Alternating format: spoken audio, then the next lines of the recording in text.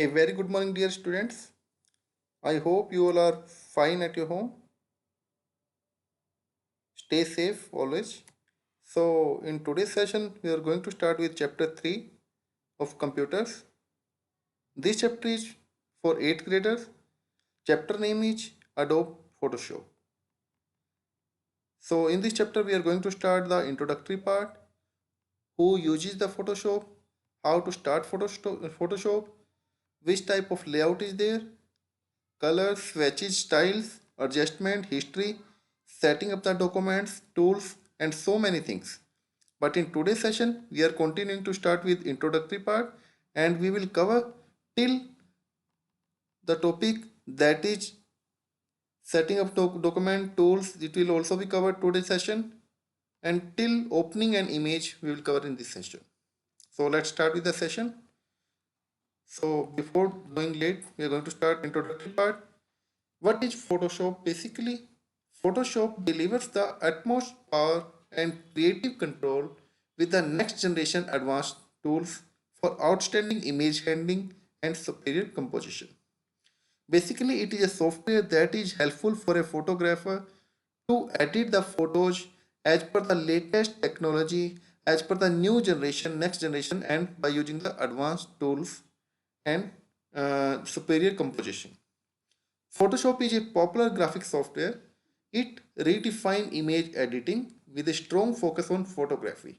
Especially photographers are using it is used for the photographical purpose, including breakthrough selection capabilities, content aware fill up options. So with Photoshop, what we can do? We can perfect your photography with breakthrough tool. Second, we can achieve the exceptions. Be productive anywhere, everywhere. And we can explore our creativity in 3D graphics. So who use the Photoshop? Recently I told photographers. Photographers use selection tool, its layers and masking technology to perform advanced composition and employ filters and painting features for artistic enhancement. So basically it is used for advanced feature. It is used to editing the document or apply the painting tools in a photograph. So Photoshop contains everything that image maker need to perfect their photos, like including for retouching, correcting colors, noise removal or sharpening. Web and interactive designer use Photoshop to bring their creative vision to life in print, on mobile device or on the web pages. So it plays a key role in designer's workflow, providing the necessary tools to retouch or enhance photo and produce imaging content that is optimized for multiple design outcomes. And the designer can port their interface and websites creative from the Photoshop. So when we are going to prepare new websites, new web pages, we need to install new photograph, we need to upload new photograph, but the latest condition that it should be updated, it should be as per the latest technology, and to make it updated, to make it attractive, we need a software that is known as Photoshop. How to start a Adobe Photoshop? So for starting a document, for starting Photoshop, the following path will be followed. Click on Start button, then select All Program option. In All Program, you will click on Adobe Design Premium CS5, and afterwards Adobe Photoshop CS5 option will be there to opening a Photoshop program. And keep in mind one thing: this software is installed externally, it is not inbuilt in with the window, so you need to install that software. Afterward you can perform all the functions. And what is the interface layout? It means what is the structure of document, what is the window of Photoshop document, we will see in diagram also.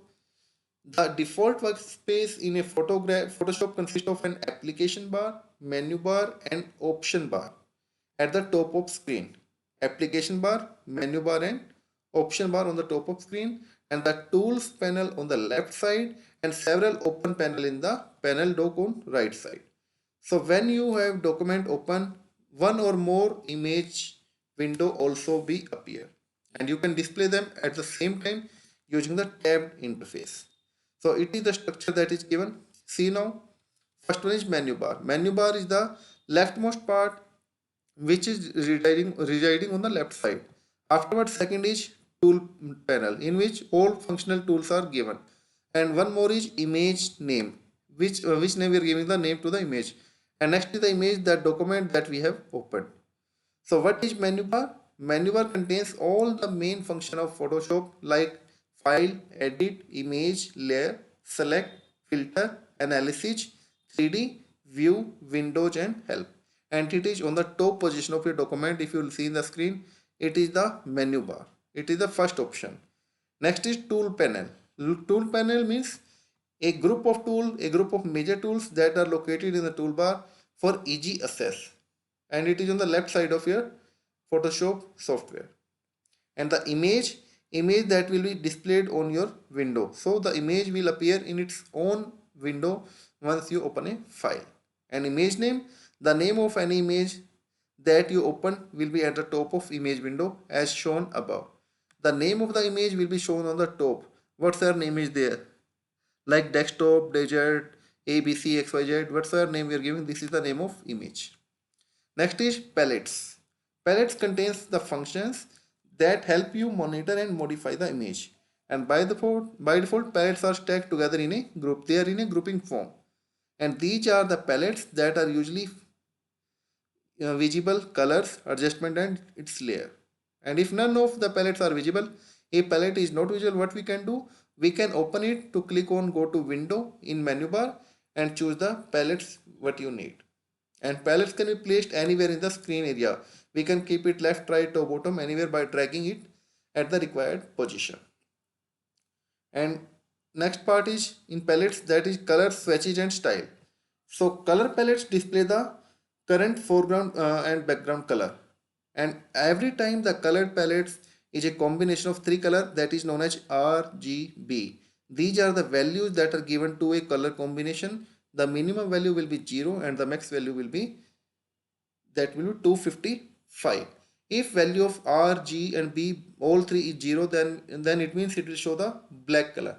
If it is 255 for all values, then it will show the white color, and it will in between of 0 to 255 combination, it will show different types of colors. So you can use the slider to change the foreground and background color in different color mode.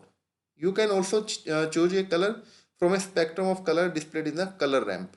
You will see on next screen now what is color ramp, swatches. In the swatch palette, you can choose a foreground and background color. It is a swatch area. If color is not available in that area, we can select it from swatch also and add a customized color to the library style. Next is style palette. It allows you to view, select and apply preset layer style. By default, a preset style replaces the current layer style. You can use the style in the palette or add your own style. Next is adjustment option. Adjustment means to say the adjustment layer palettes give you the ability to apply an effect to a group of layers in a Photoshop. So you can edit the effect later while preserving the original layer. And the history, it will contain the document detail. The history palette store and display each action performed, allowing you to jump to any recent stage of the image alteration. Each time you apply a change to an image, and the new state of that image is added to the palette. And it is important to know that once you click on any of the previous stage, all the changes that were made after it will be lost. So it will store a step-by-step sequence of functions performed by a user, and if you click on any function, it will roll back and move to the previous stage. It means it will lose all the next functions that are applied by the user. Next part is setting up the document. Setting up your document correctly from the start will make your job much easier as you work through your projects. So this will require some advanced planning. For example, if your final output will be a brochure, so you may need to set up your document to be horizontal and double-sided. And to create a new document, just click on File menu and select New. This will open the document setup dialog box. Here you will be able to name your file, set up the correct page size and orientation for your document. Now there are some tools that are used at the time of setting. First tool is rectangular marquee. Marquee tool, this is required to allow the user to select rectangular shaded area within an image, and the area can then be copied or cut or then pasted in the new layer. And the marquee tool are available by clicking and holding the button. Next is move tool. The move tool is used to move selected layer around, and clicking and holding the mouse button can adjust the position of layer element. And this is also used to set and move guidelines. Next is lasso tool. Lasso tool, it is used to select part of a layer for editing. It means we want to edit some part of a particular layer, we can do it edit by lasso tool. And there are other types of lasso available, including a magnetic lasso and polygonal lasso. So a lasso could be of two types. First one is magnetic lasso and second is polygonal lasso. Next is magic wand. These all are important tools. So magic wand, it is used to select portion of an image based on the color. Selection of the same color are selected when the wand is touched on the desired color and the mouse is left clicked. And crop tool, this is an important tool for making adjustment to the overall size of your image. So crop tool affect the size of whole image, not just a single layer. And healing tool, it is used to remove dust marks and scratches from photograph. And the patch tool is found at the same position on the toolbar, but it is used to repair area of the photograph that are larger than the typical scratch. Next is clone tool. Clone means a duplicate. So the clone tool is used to copy portion of a layer from one area to another area, and it is similar to the rubber stamp tool found in earlier version of Photoshop. And paint bucket, to apply the same setting. The tool is used to pour color onto the layer. It is especially useful when used with a marquee. And the gradient tool is found in the same location. Next is eraser, to remove the portion of layer. The eraser is used to remove portion of a layer and its size can be adjusted so that it can be used very delightfully or quite closely. Next is blur tool.